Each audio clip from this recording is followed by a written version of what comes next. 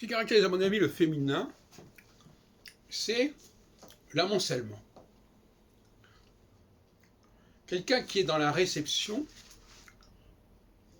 qui est dans la consommation, qui est dans la jouissance, et qui n'est pas responsable des objets qu'il va consommer, qui n'est pas l'auteur des objets qu'il va consommer, il n'y a pas de limite. Donc,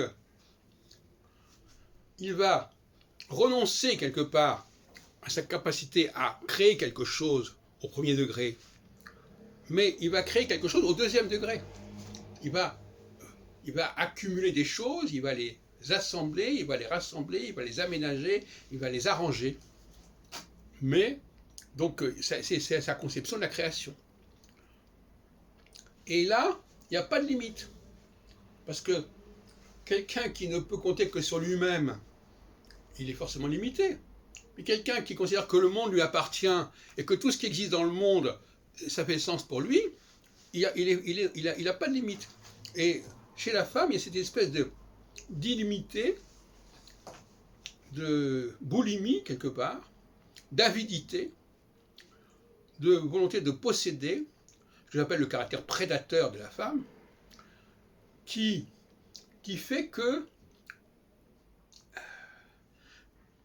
c'est une sorte de jeu de dupe. La femme n'est pas du tout dans la problématique, contrairement à ce qu'on peut lui faire croire ou lui faire dire, d'être une créatrice au sens de Beethoven ou Mozart, etc. Non, elle est l'interprète qui va jouer Mozart, Beethoven comme on voudra, qui n'a pas de limite, qui n'est pas limité par sa propre petite production personnelle.